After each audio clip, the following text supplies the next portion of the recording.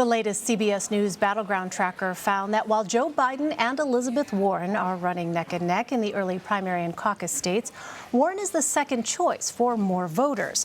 A quarter of respondents picked the Massachusetts senator as their second choice, followed by Bernie Sanders at 17%, Kamala Harris at 14%, and Joe Biden at 13%.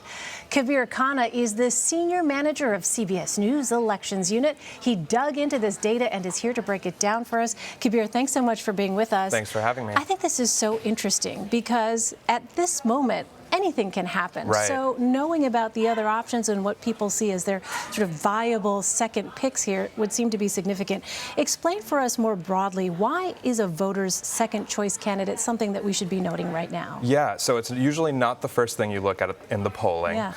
But there are two reasons why second choice numbers could be important. One is that in certain nomination contests, like the Iowa caucus, if a voter's preferred candidate becomes unviable, so if they fall below a certain vote threshold, voters have the option to then switch to a different candidate and go caucus with that group of voters. I see. The other reason actually comes way before Iowa, which is just that voters change their minds over the course of a campaign, and we've already seen quite a bit of this. We've been polling regularly since the summer, and we've seen that from July to now, about 3 in 10 voters have switched who their first choice candidate is.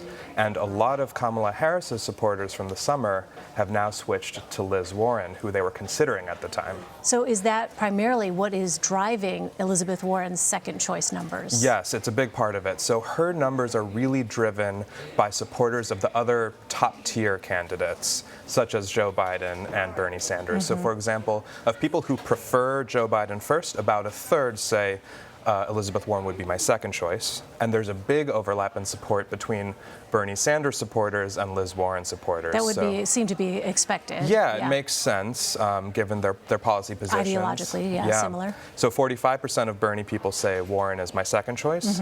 When you look at it the other way, it's actually fewer Warren people who say Bernie is their second choice. It's more like 3 in 10. So her campaign seems to have more room to grow by that metric. Yeah, do we know why that might be, or we don't know at this point? I'd have to speculate. I mean, we have seen a lot of enthusiasm for Warren in the polls since the summer, and a rising percentage who thinks she's electable next year against Trump. So that could have something to do with it. So what about supporters of the lower tier candidates? Who's their second choice? Right. So we looked at voters who are supporting someone other than Warren or Biden. And among those voters, Elizabeth Warren has a clear advantage on second choice. About 34% of those people, pick her second, whereas only 17% pick Joe Biden second, which suggests that if lower tier candidates start to drop out, Warren's better positioned to pick up support than Biden is from that group. Interesting. In addition to voters' second choices, you also looked into which candidates voters are not considering. Yes. Ouch. Why aren't voters considering certain candidates? Well, there are still a lot of candidates, and a lot of them are struggling to break through.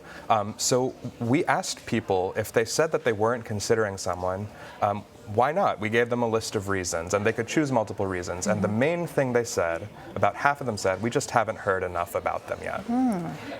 The second most common reason given had to do with electability.